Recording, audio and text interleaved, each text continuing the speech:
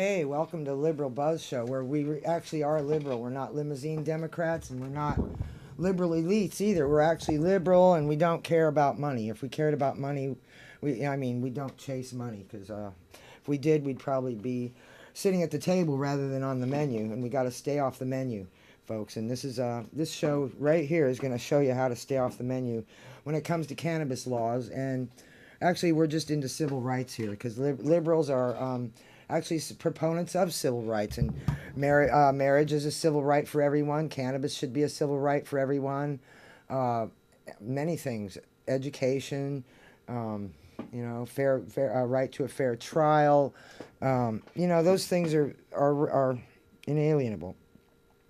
And so my guest today is going to be Shona. She's going to ring up Shona G. She's the educational director of Axis of Love, and we're a patient advocacy group dedicated to giving free cannabis to those who can't afford it and allowing fair rules about cannabis when it comes to controlling it like lettuce grow in peace. That's my motto. It's really hard to get that across to people who want to make money off of law enforcement and pharmaceuticals and things like that, to eliminate our access to it, which is the name of the game for the profiteers, which we are always fighting. We are having now we really have to punch our way out of a corner here.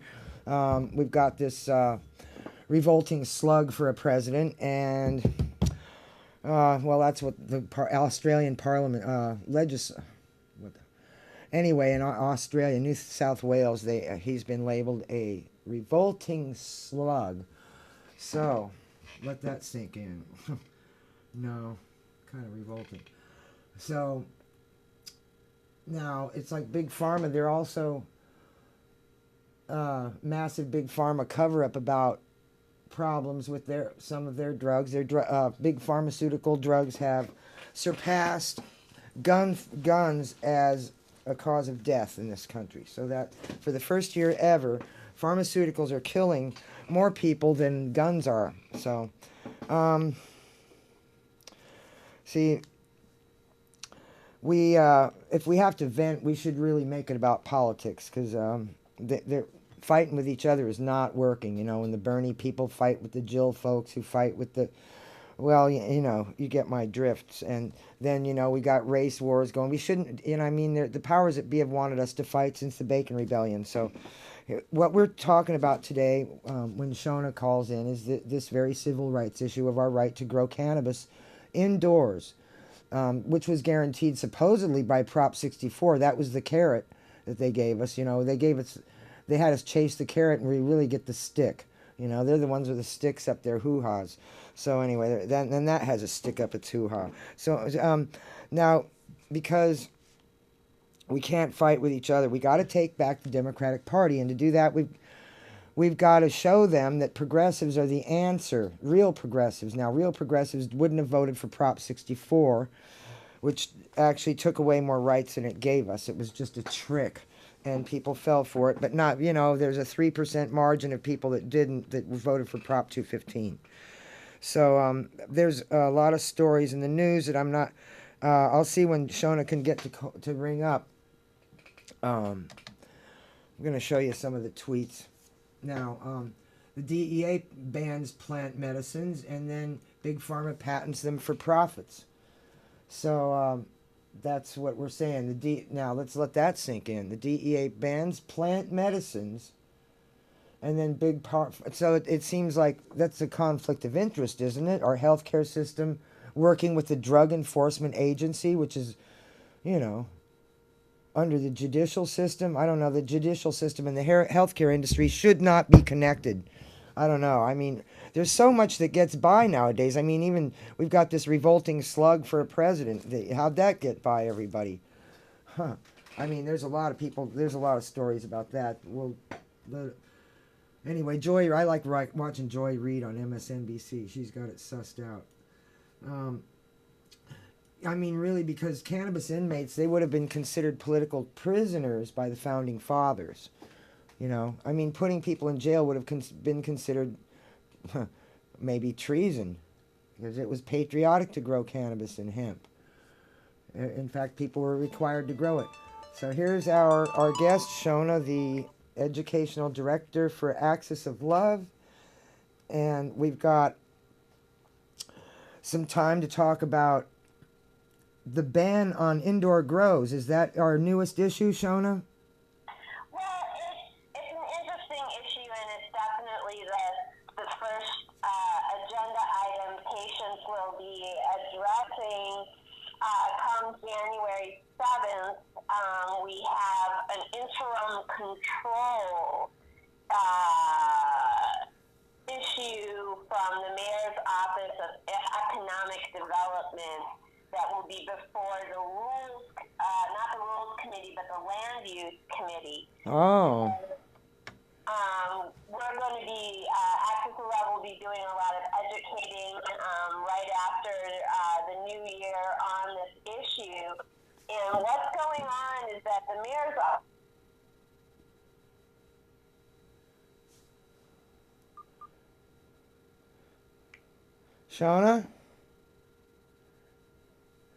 Shona, we lost our connection. Let's try her again. Yeah, somehow the connection got disconnected, so she's going to ask the mayor's office. I can imagine what she might have been wanting to say, asking the mayor's office about what is actually wrong with Prop 6, with not having indoor grows. So I'm going to try to get the connection established with her again. And in the meantime, so we've got, see, we don't have enough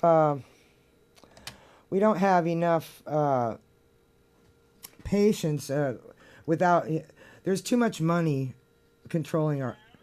Okay, Shona, I've got you back. Yeah, I don't know what happened there. So what was the last thing that you heard? Well, you were talking about what we're going to go to the mayor's office and maybe ask. This is coming from the mayor's office on economic development, and probably Malia Cohen and some of, the wealthier growers in her district, I'm sure, would love to see some limits put on their competition. So we know people like Eric Pearson from Spark has heavily backed her and funded her, and conservative Scott Wiener. So we want to make sure that, while we share the concern about land speculators coming from out of state, out of country, what have you, since we have adult use now, but you can't throw in the small cultivator in that mix for medical cannabis. So what we're going to be really focusing on is sort of two-pronged. It's one, separate out the medical cannabis community and make sure that our local small growers get city approval so that they can go and get their MRSA, our state law license in 2018. And secondly, why is the mayor's office putting their concerns over, really how much per square foot speculators are going to do a land grab in Malia Cohen's office over things like Prop S, which the voters voted on over a decade ago to have the city do a municipal grow so that poor people could have affordable medicine. Like, the priorities are all wrong here, and are all about putting profits before patients. We need our small growers that are actually in San Francisco to get registered and prepared and helped to get, the state permits so that they can legally bring their surplus medicine to one of our local dispensaries. That needs to be the priority over, making sure that land speculators are going to put their pretty pennies into the mayor's office of economic development. That's crazy. Patients first. Indeed. Well, patients weren't at the table, so that must mean that we've been on the menu. Nobody was at the table. That's what everybody needs to listen to. They tried to slip this in for a vote as a committee report. So they're doing this in a very cloaked manner. Like if you typed in the words Cannabis cultivation into like the search city engine. government website, you wouldn't come up with this legislation because they put it under small agriculture. They didn't even use the word cannabis. No, it was just, so this means that it bans all house plants and everything? No. You're never going to have a situation where the individual patient can't grow their few plants. No patient ever has to worry about that. That is not the issue. It's never been the issue.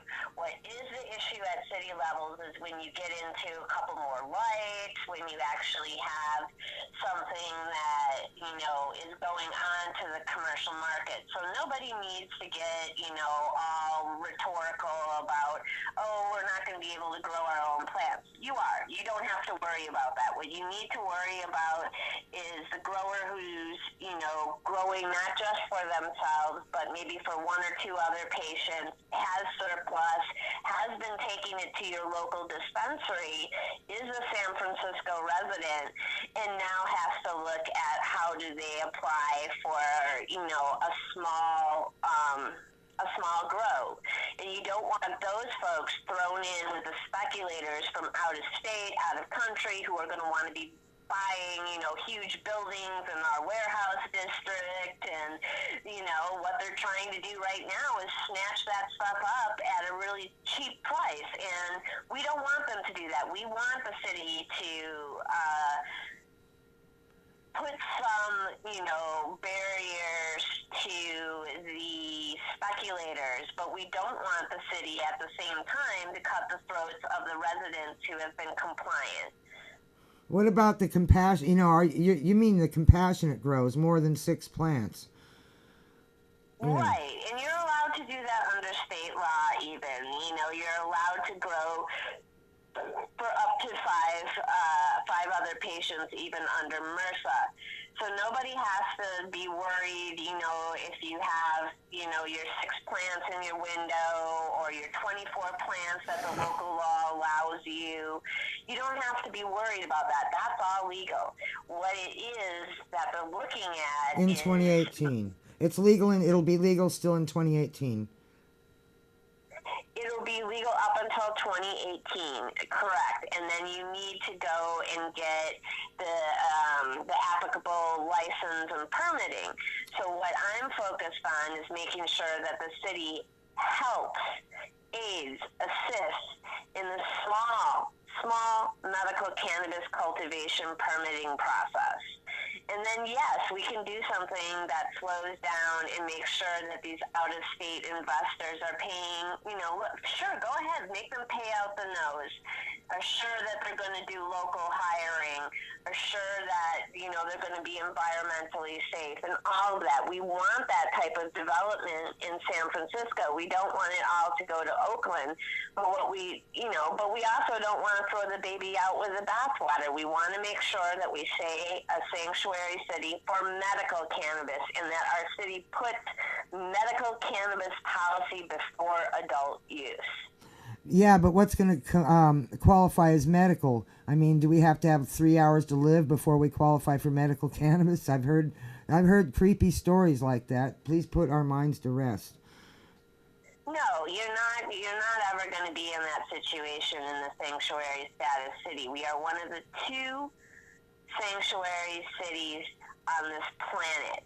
And with patient advocates like myself and Denise and people that care, going into the government and letting them know that we, remember that the law was passed, that this is a sanctuary status city, I don't think that we're going to be telling people that they're not medical if they don't have catastrophic illness.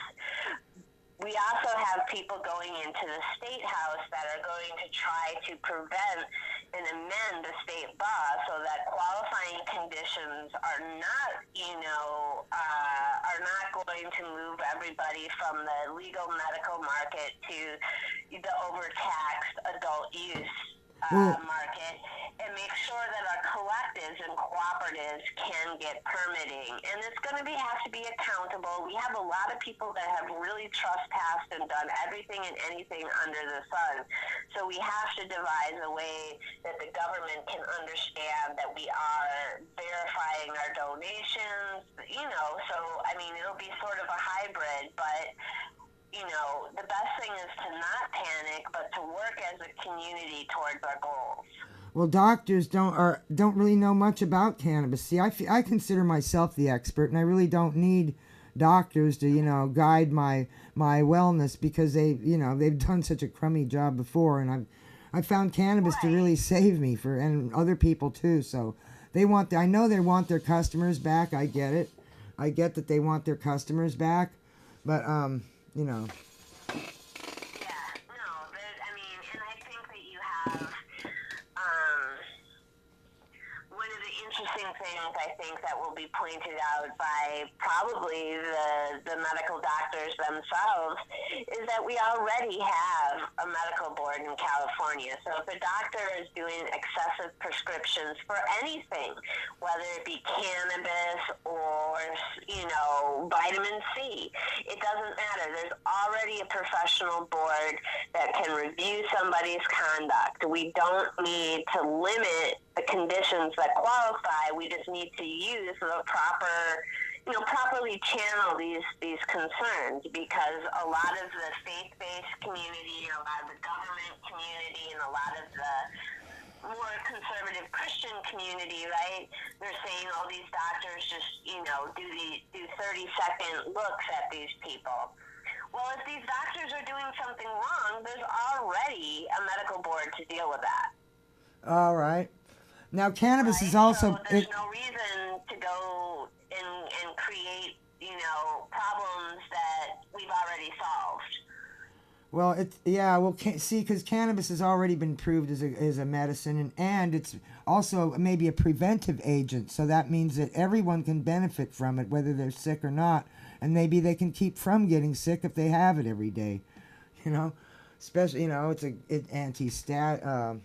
it stops high cholesterol, even maybe for people who like to eat a lot of things containing cholesterol. It's just a lot of benefits that people don't even realize that cannabis possesses, and where it's being treated like a recreational drug. Only possesses those qualities as long as it's grown properly. And what we're looking at right now is, when we have, for instance, the recent merger of Monsanto and Bayer, and we know that they're invested in cannabis, what kind of cannabis is going to come out of these large commercial grows?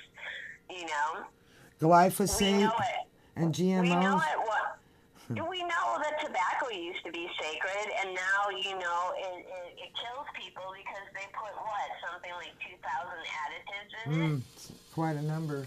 Yeah, quite a number. Well, you can't grow tobacco either.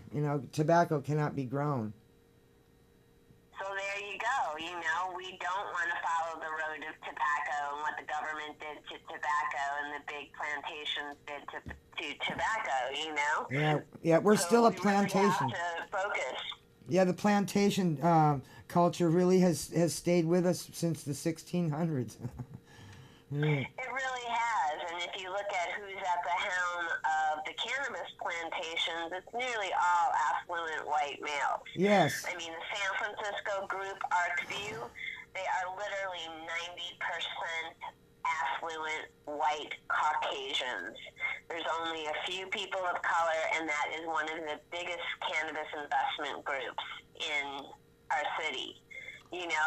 So tell me things have changed, I don't know. No, it's pretty hard. Once somebody gets power, it's really hard to get it back, take it away from them. With billionaires. When I was a kid, there weren't this many billionaires. There was maybe, you could name them on one hand. Oh, Rockefeller, now it's, and he was a petro billionaire. Now we've got a lot more billionaires, and everybody got rich off the housing crisis in 2008, the mortgage crisis. So, they're just finding ways to get rich off of others' misery when it comes to pharmaceuticals now. So when you talk about the Bayer merger, That's Germany. Germany, don't they own Bayer? And isn't Bayer now Germany's going to be running California's cannabis economy? Is that what's happening? Well, it would be better actually currently if Germany was running it. No, I don't. I know that Bayer has had a history with Nazi Germany. I don't know if they have a history with the current Germany. I don't know. But current Germany has much better environmental standards than America does. Yeah, as long as they don't use that glyphosate that's killing off the bees. I'm worried about glyphosate being in our cannabis and having low THC GMOs and things like that, Well, you know. you should be worried about that. I don't know if you saw the story that I posted from Toke Signals, but 1 minute. they are using a chemical in the large commercial grows which can actually transform itself into a form of cyanide. And so this group of scientists put out a warning about commercial cannabis in North America. And so the seeds won't be viable past 1 year and things like that. Well, that's why, I've said it a zillion times over, and I'll say it again. If you have seeds now, you better seed bank them. You better, start working on your genetics this year, because if we're going to keep cannabis, it's going to be done in our homes, in our small gardens and small farms. Thank you, and Shona. Keep that. And you know what? They do Thank you, these Shona. huge grows, whatever. We just need to keep our medical. Yes, we do, and I want to thank you, Shona.